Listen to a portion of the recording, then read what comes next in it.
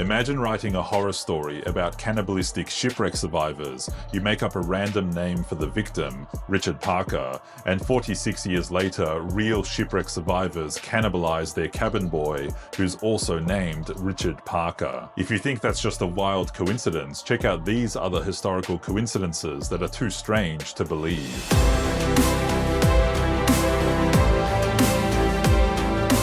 Hey, I'm Michael and welcome to Hoodie History. Today I'm exploring 7 historical coincidences so bizarre, so perfectly timed, and so utterly improbable that they'll make you question whether the universe has a twisted sense of humor. These aren't myths or legends, these are documented historical events that happened exactly as I'm about to tell you. Okay, our first coincidence is what might be history's most famous prediction. In 1898, 14 years before the Titanic disaster, American author Morgan Robertson published a novella called Futility, or The Wreck of the Titan. Now, getting a shipwreck story right isn't that impressive. Ships sank all the time in the late 1800s. But Robertson's fictional ship wasn't just any vessel. His Titan was described as the largest ship ever built, deemed practically unsinkable, capable of carrying 3,000 passengers, and equipped with insufficient lifeboats for everyone on board. On a cold April night in the North Atlantic,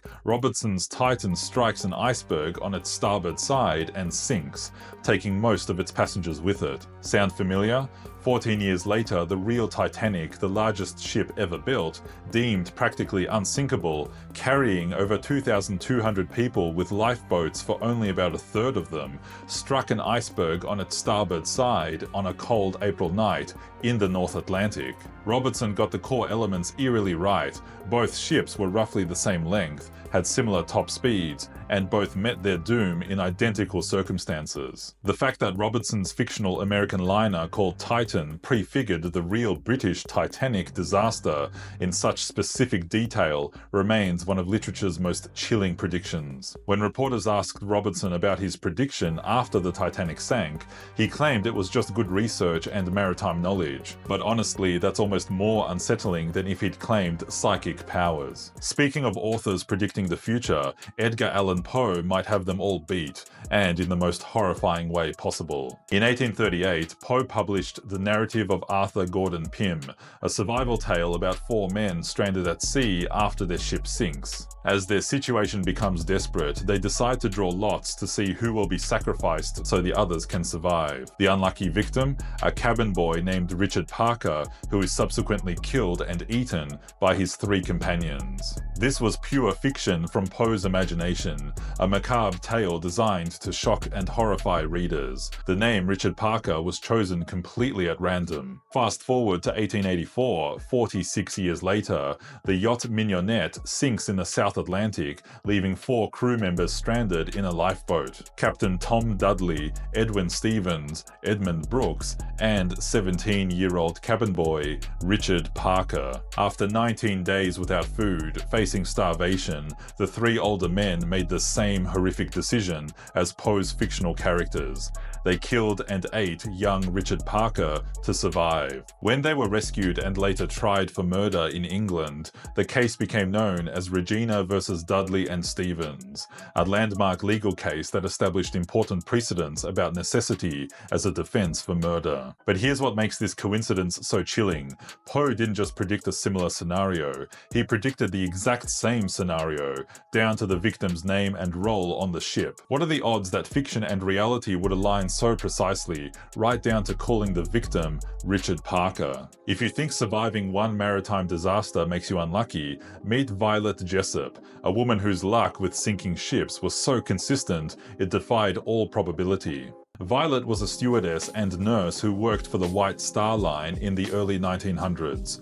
Her career perfectly coincided with the company's 3 Olympic-class ships: Olympic, Titanic, and Britannic. What are the chances she'd be aboard all 3 during their most dramatic moments? Well, apparently 100%. In 1911, Violet was working aboard the RMS Olympic when it collided with HMS Hawke, a Royal Navy cruiser. The Olympic's hull was severely damaged, but the ship managed to return to port. Strike one. On April 14, 1912, Violet was aboard the Titanic when it struck that infamous iceberg. She helped passengers into lifeboats and was eventually ordered into Lifeboat 16. She spent 8 hours in the freezing North Atlantic before being rescued by the Carpathia. Strike two. But Violet wasn't done tempting fate. In 1916, she was working as a nurse aboard the HMHS Britannic, the Titanic's sister ship, converted into a hospital ship during World War I. On November 21, the ship struck a mine in the Aegean Sea and sank. This time, Violet was sucked under the ship's massive propellers as she tried to escape, nearly losing her life. She survived with only a fractured skull. Okay, strike three. 3 sister ships, 3 disasters, 1 incredibly unlucky, or perhaps incredibly lucky, woman who lived to tell all 3 tales. Violet continued working at sea for another 4 decades after the Britannic incident, because apparently near-death experiences weren't enough to keep her away from ships. She died peacefully in 1971, having survived more maritime disasters than most sailors could imagine. Julius Caesar's assassination on the Ides of March is one of history's most famous murders, but what makes it a supernatural coincidence is just how many warnings Caesar received, and completely ignored. The night before March 15 in 44 BCE, Caesar's wife Calpurnia had a vivid nightmare. She dreamed of Caesar's death in graphic detail, seeing him bleeding in her arms, his body full of wounds. She woke up terrified and begged her husband not to leave the house, especially not to attend the Senate meeting scheduled for that day. Caesar, being a rational Roman leader, dismissed his wife's dream as superstition. But then came the second warning. A soothsayer named Spurina had been following Caesar around Rome for weeks, reportedly warning him to beware the Ides of March. This wasn't some vague prophecy. He specifically told Caesar that danger would come to him before the Ides of March had passed. On the morning of March 15, Caesar encountered Spurina on his way to the Senate. With typical Roman confidence, Caesar joked, "The Ides of March have come." Spurina replied ominously, "Yes, they have come, but they have not yet gone." Even as Caesar walked toward his death, the warnings continued. A teacher of rhetoric named Artemidorus had discovered the conspiracy and wrote Caesar a letter detailing the plot and naming the conspirators. He tried to hand it to Caesar personally as he entered the theater of Pompeii, where the Senate was meeting. Caesar took the letter but never read it. It was found clutched in his hand after his death, still sealed. So let's tally this up. A prophetic dream from his wife, repeated warnings from a soothsayer, and a letter revealing the entire conspiracy. Caesar ignored all 3 and walked straight into the 23 stab wounds that would end his life. Sometimes the universe gives you every possible warning, and you still manage to miss them all. Charles Darwin spent over 20 years meticulously researching, documenting, and developing his theory of evolution.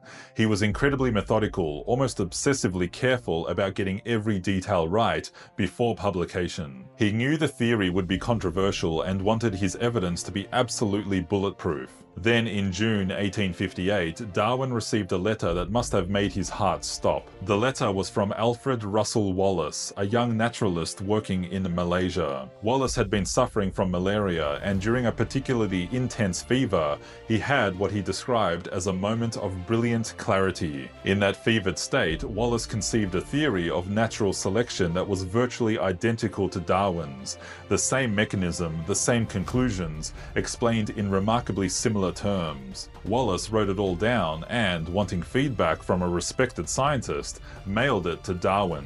Darwin was devastated. 20 years of work, and this young man had independently arrived at the same revolutionary idea during a fever dream on the other side of the world. The timing was almost maliciously perfect. Darwin had been procrastinating on publishing his work for years, always finding one more detail to research, one more piece of evidence to gather. If Wallace had fallen ill with malaria just a few months earlier or later, if his letter had been delayed by storms at sea, if Darwin had published just 1 year sooner, history might remember only one of their names. Instead, Darwin's friends arranged for both men's work to be presented simultaneously to the Linnean Society in July 1858. Darwin was then pressured to quickly finish on The Origin of Species, which he published the following year. Wallace, showing remarkable grace, always deferred to Darwin as the senior scientist and primary developer of the theory. But the coincidence remains staggering. Two men on opposite sides of the globe developing identical revolutionary theories at almost exactly the same time. For centuries, determining longitude at sea was an unsolved problem that cost thousands of lives. Ships could figure out their latitude by observing the sun and stars, but longitude required precise timekeeping, and mechanical clocks didn't work on rolling, pitching ships. The British government was so desperate for a solution that in 1714 they offered the longitude prize, £20,000, millions in today's money, to anyone who could solve the problem. The greatest minds of the age tackled this challenge. Isaac Newton worked on it. Edmund Halley of comet fame tried astronomical solutions. The Royal Observatory at Greenwich was built partly to address this problem. Then along came John Harrison, a working-class clockmaker from Yorkshire with no formal education, no university training, and no connections to the scientific establishment. He was completely self-taught and worked with wood, not the brass and steel preferred by London's master clockmakers. Harrison spent decades perfecting marine chronometers, incredibly precise clocks that could keep accurate time despite a ship's motion. His fourth chronometer, H4, was so accurate that it lost only 5 seconds during a voyage to Jamaica, easily meeting the longitude prize requirements. But here's the cosmic joke that makes this story a perfect coincidence. John Harrison wasn't just born in Yorkshire, he was born in the village of Falby in the West Riding of Yorkshire, a village whose coordinates are precisely 1 degree 25 minutes west longitude. The man who solved the longitude problem was literally born on a line of longitude. Of all the places in England, of all the coordinates where a future longitude solver could have been born, Harrison happened to enter the world at a location defined by the very measurement he would revolutionize. It's as if the universe had a sense of cosmic poetry, or maybe just wanted to give historians a perfect story about destiny. Our final coincidence takes us to one of history's most famous disasters, but with a twist that archaeologists only discovered when they started reading the graffiti. When Mount Vesuvius erupted on August 24, 79 CE, it didn't just bury Pompeii in ash, it froze the city in time, preserving everything from bread in ovens to political campaigns in progress. And that's where our coincidence comes in. When archaeologists began excavating Pompeii's walls, they found dozens of election posters painted on buildings throughout the city. These weren't old, faded campaign ads from previous years. They were fresh, current, actively promoting candidates for upcoming local elections. The posters advertised candidates for positions like aedile, public works officials, and dumvir, the highest local magistrates. They include endorsements like "The goldsmiths recommend Gaius Cuspius Pansa for aedile," and "I ask you to elect Marcus Cyrenius Vatia to the aedileship." All the late drinkers support him. Here's what makes this a spine-tingling coincidence. The Romans held their municipal elections in late March each year, but these weren't leftover posters from the previous March. The paint was too fresh and some were painted over older campaign ads. Archaeological evidence suggests these were posted for elections scheduled to be held in March of 80 CE, just 7 months after the eruption. The people of Pompeii were actively campaigning, making political plans, and preparing to choose their local leaders for the following year. They were painting fresh campaign slogans on walls, organizing neighborhood endorsements, and probably arguing about which candidate would best manage the aqueducts. Meanwhile, just 5 miles away, a volcano was building toward the eruption that would end their civilization forever. The cosmic irony is crazy. A city making democratic plans for its future, while the future was literally about to be buried under 20 feet of volcanic ash. When Vesuvius erupted, it didn't just kill the people of Pompeii, it killed their hopes, their political ambitions, their carefully laid plans for municipal improvements. 7 coincidences spanning 2,000 years, from ancient Rome to the modern era. Each one makes you wonder, is this just the law of large numbers at work, with enough events happening throughout history that some spectacular coincidences are inevitable? Or is there something deeper at play, some cosmic force that enjoys arranging these perfect alignments of fate? What fascinates me about these stories isn't just their improbability, but their narrative perfection.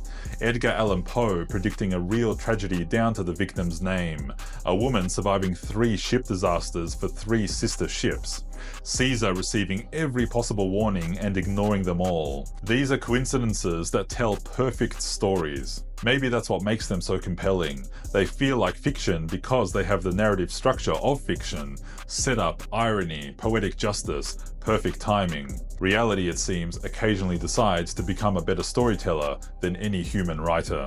So which of these coincidences shocked you the most? Did Darwin's terrible timing make you cringe with empathy? Did Violet Jessup's maritime misadventures make you vow never to board a cruise ship? And honestly, after hearing about Caesar's ignored warnings, don't you want to pay just a little more attention to your own prophetic dreams? Let me know in the comments which coincidence you found most unbelievable, or if you know of any others that deserve to be explored. If you enjoyed this journey through history's most improbable moments, give this video a thumbs up and subscribe for more stories that prove reality is often stranger than fiction. And one last thing, if you're interested in shorter stories from history, I publish content on my other channel, Hoodie History Shorts. You can check it out now to discover all kinds of punchy stories from history. There's a link here and in the video description. Thanks for watching. Until next time, keep your eyes open for those cosmic coincidences.